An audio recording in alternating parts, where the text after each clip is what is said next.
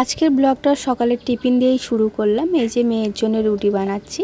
তো বন্ধুরা, good morning. সকলে কেমন আছো? আশা করছি সকলে খুব ভালো আছো, সুস্থ আছো।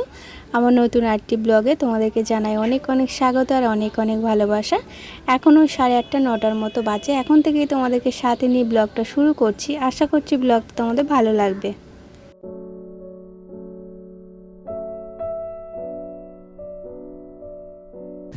আগের দিন রাত্রিরে আটা মেখেছিলাম, তারই একটু আটা মাখা ছিল, তো একটার মতো রুটি হতো। তো মেয়ে বলে রেখেছিল রাত্রিরে যে মা আমি চা দিয়ে রুটি খাবো।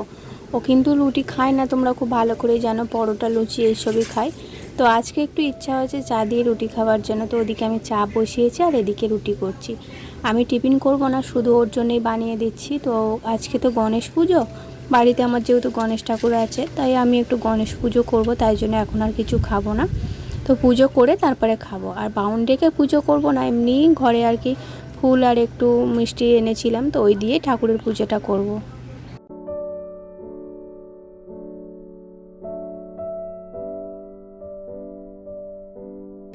আজকে দিনটা পরীক্ষা হলে আপাতত পরীক্ষাটা আমার শেষ হবে। কতদিন ধরে পরীক্ষা হলো, আজকে 3টে ওরাল হয়ে শেষ হয়ে যাবে।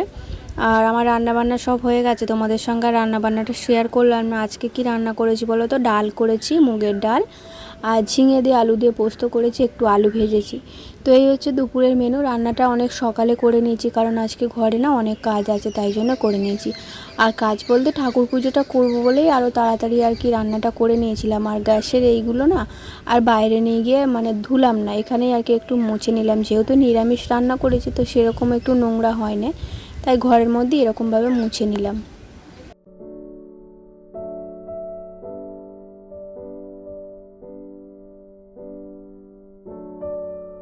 আজকে আর বাসি কাজকর্ম তোমাদের সঙ্গে শেয়ার করতে পারিনি। কি বলো তো, শেয়ার করতে গেলে না অনেকটা লেট হয়ে যেত পুজো করতে, তাই সেটা তোমাদের সঙ্গে শেয়ার করলাম না।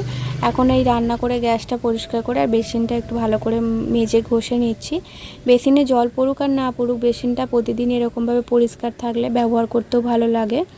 আর আজকে না ভিডিওটা এডিট করতে বসেছি, একটু আশেপাশ থেকে আওয়াজ আসছে। কি বলো তো, মায়ের তো রাস্তার ধারেই বাড়ি, তো রাস্তার ধার থেকে মানে সব সময় গাড়ি বাইক বড় বড় গাড়ি যায়, তো সেই আওয়াজগুলোই হয়তো একটু আধটু আসতে পারে। তোমরা একটু আজকের দিনটা ম্যানেজ করে নিও। তো আমি এখন মায়ের বাড়ি আছি, যখন আর কি ভিডিওটা এডিট করছি তখন আমি মায়ের বাড়ি আছি। তো এখন তো সকালটা বাড়ি ছিলাম, বিকালে বেরোবো আর কি, মায়ের কাছে যাওয়ার জন্য বেরোবো। তো তোমরা দেখতে পাবে, কেন যাব না যাব তোমাদেরকে অবশ্যই জানাবো। আর উঠোনটা একটু ধুয়ে নিতে হবে, কারণ কি বলো তো, উঠোনটা না অনেক দিন ধোয়া হয় না। অনেক দিন বলতে একদিন ছাড়া ধুই, যখনই টাইম কলে জল দেয় না তখনই ধুয়ে দিই।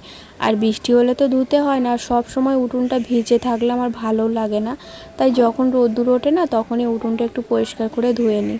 আর আমার মেয়ে দেখো রেডি হয়ে গেছে, এখন ওকে চুলটা বেঁধে দিতে হবে। আর জামাটা পরেছে, কিন্তু চেনটা তো নিজে নিজে আঁটতে পারে না, তো যতটুকু পারে নিজের কাজটা নিজে করে নেয়, কিন্তু কিছুটা আমাকে করে দিতে হয়।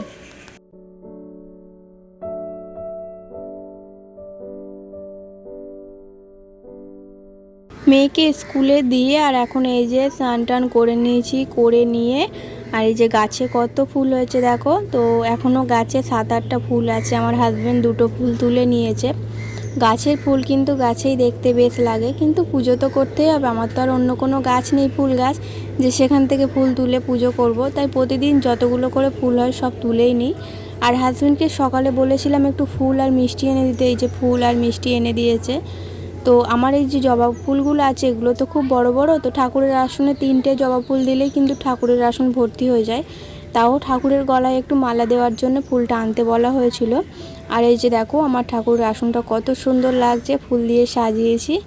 তো প্রত্যেকটা ঠাকুরের গলায় একটা করে মালা দিয়েছি, আর পায়ের কাছে একটু করে ফুল দিয়েছি।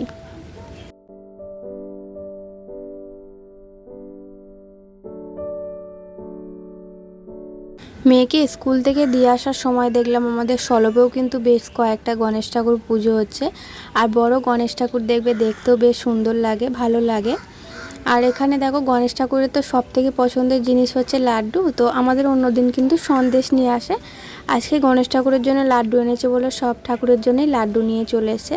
আর ঠাকুরের বাসনগুলো দেখো মাজার পর বেশ চকচক করে, দেখতেও বেশ ভালো লাগে। পেতলের বাসন প্রতিদিন না পরিষ্কার করে মাজলে দেখতে ভালো লাগে না, কালো হয়ে গেলে। তো যখন মাজি তখনই বেশ ভালো লাগে। আর আমার তো পাতকের জলে সব কিছু করতে হয়, তো বেশি দিন পরিষ্কার থাকে না, 2-1 দিন থাকে, তারপরে আবার কালো হয়ে যায়। আর আবার যদি লেবু দিয়ে মাজা হয় বাসন তাহলে কি হয় বলো তো, এবেলা মাজলে না ওবেলা কালো হয়ে যায়। তো কালো হয়ে গেলে বাসন একদম ভালো লাগে না, তো আবার আমি পরিষ্কার করে মেজে ফেলি। তাই এখন কি করে বলো তো, আমার হাজবেন্ড না পেতল মাজা পাউডার এনে দেয়, তো ওই পাউডার দিয়ে পেতল মাজলে না অনেক দিন তবু থাকে পরিষ্কার।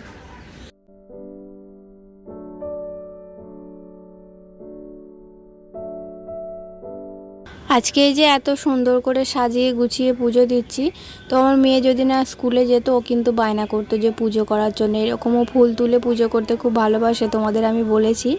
তো গাছে থাকলে বিশেষ করে তুলে পুজো করতে খুব ভালোবাসে। তো এই যে ব্যাগপত্র এখন গোছাতে হবে, অনেকটা লেট হয়ে গেছে, তাও মেয়েকে স্কুল থেকে নিয়ে আসার পর খাওয়া দাওয়া করে বেরোবো, তো তখন আর টাইম হবে না। তাই এখন এই ফাঁকা টাইমে একটু গুছিয়ে নিচ্ছি। আর বিছানার মধ্যে কেন প্লাস্টিক পাতা আছে বলো তো, বাইরে না খুব বৃষ্টি হচ্ছে, তো আমার তো বৃষ্টি হলে বিছানার মধ্যে জল পড়ে, তাই এরকম প্লাস্টিক পেতে রাখতে হয়।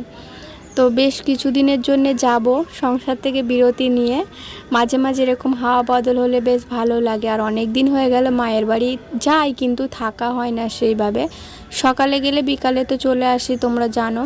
তো আজকে একদম কি বলবো 3-4 দিনের জন্য যাচ্ছি। তো হাজব্যান্ড বলেছিল এতদিন থাকতে বারণ করেছিল, মেয়ের পড়াশোনা নষ্ট হয়ে যাবে বলে, কিন্তু আমি তো খুব একটা যাই না বলো, তাই জন্য আমার খুব ইচ্ছা হচ্ছিলো কদিন ধরে যে মায়ের কাছে গিয়ে কিছুদিন থাকবো। আর এই যে দেখো খাওয়া দাওয়া করে বেরিয়ে পড়েছিলাম, তারপরে এই যে এখন আমি অটোতে বসে আছি, মায়ের কাছে এসেছি তখন সন্ধে হয়ে গেছে। তারপর না সন্ধে হবার পর আমি খুব ব্যস্ত হয়ে গেছিলাম, তো আমি তো সব কিছুই কাটাকুটিগুলো করি, এইবারে এসে না আমি আর কাটাকুটি কিছু করতে পারিনি, যেহেতু আমি অনেকটা সন্ধে করে বাড়ি এসেছি, মানে বাপের বাড়ি এসেছি, তাই সব মা করে রেখেছিল। তারপর অনেকটা ব্যস্ত হয়ে গেছিলাম, এই সব ভাজাভুজিগুলো আমি করছিলাম। বাইরে এই যে মা ডাল রান্না করছিল, এখন প্রায় 12টার মতো বাজে, তোমাদের সঙ্গে আমি ভিডিও শেয়ার করছি। সবাই শুয়ে পড়েছে, আমি মা আর আমার মেয়ে জেগে আছে, ভাই ওদিকে দেখতে পাচ্ছ বসে বসে রান্না করছে কি বলো তো, ডাল সেদ্ধ হচ্ছে না, তো ওটাই আর কি দেখছে বসে বসে। তো আজকে সেইভাবে তোমাদের সঙ্গে ভিডিওটা সন্ধ্যার পর শেয়ার করতে পারলাম না, যেহেতু রান্না পুজোর ব্যাপার তোমরা জানো অনেকটাই ব্যস্ত থাকতে হয়। তো রান্না পুজোর সমস্ত জোগাড় জাটি সব কিন্তু আমিই করি, যাবতীয় রান্না বান্নাও আমি করি বেশিরভাগটা, ঠাকুরের রান্নাটা শুধু মা করে। তারপরে এই আজকে মানে বেশিরভাগ রান্নাটা আমিই করেছি, সব ভাজাভুজি তরকারি, শুধু মাছের ঝালটা আর টক চাটনি, তারপরে হচ্ছে চালতার চাটনি, ডাল, এগুলো মা করেছে। তারপরে যাবতীয় যা সব কিছু আমি করেছি, মাছটা ভেজে দিয়েছি, আর অল্প করে না একটু ইলিশ মাছ এনেছিল আমার বাপি, তো ওটাও একটু করেছি। তো বন্ধুরা চলো আজকের ব্লগটা এই পর্যন্তই, টাটা।